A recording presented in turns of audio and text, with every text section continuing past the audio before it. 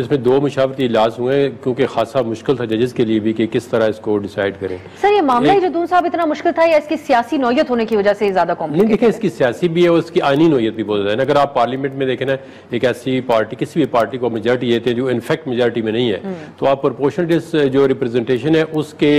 Concept को, जो आईनी कॉन्सेप्ट है उसको डिस्टर्ब कर रहे हैं। ठीक है, पीटीआई ने गलतियां की हैं उन्होंने, या सुन्नी इत्तेहाद कौंसिल ने अगर प्रोसीजरल लैप्सेस किए हैं, या इलेक्शन कमीशन ने गलत फैसले दिए हैं, तो उनकी सजा पूरी कौम को तो नहीं देनी चाहिए ना कि आप एक इलेक्टोरेट को या सिटीजन ऑफ पाकिस्तान को 25 करोड़ को वो ऐसी सजा दे रहे हैं कि जो डायरेक्ट